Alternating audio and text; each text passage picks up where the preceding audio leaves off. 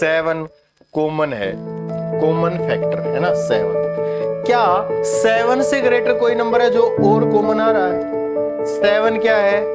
Highest number है जो common है, तो 7 क्या हो जाएगा? Highest common factor, highest common factor. सही बात है। कॉमन फैक्टर को, इसको हम ये भी कह देते हैं कि ग्रेटेस्ट कॉमन डिवीजन। ठीक है, एक ही बात है, HCF और GCD दोनों एक ही बात होती है, बात याद रखिएगा, सेम है। HCF और GCD दोनों एक ही बात है।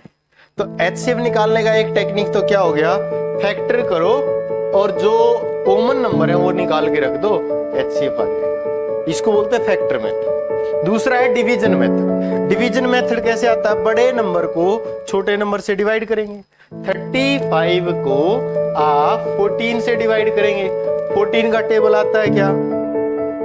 मंडे तक टेबल याद करने आपने, 20 तक टेबल, स्क्वायर और क्यूब।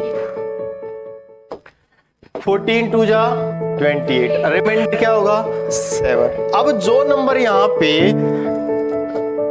डिवीजर था उसको हम क्या बना देंगे यहाँ पे? डिविडेंड, है ना। अब देखो क्या ये 7 से कंप्लीट डिवाइड हो रहा है? हो रहा है। तो जिस नंबर से कंप्लीट डिवाइड हो जाए वो आपका क्या होगा? HCF होगा। मेरी बात समझ आई? आप ये मेथड मत करना क्योंकि डिवाइड करने में आपको प्रॉब्लम हो सकती है। आपने क्या करना है, ये वाला टेक्निक खोलना है। जो छोटा नंबर है उसके फैक्टर बना लो, छोटे नंबर के फैक्टर बनाए।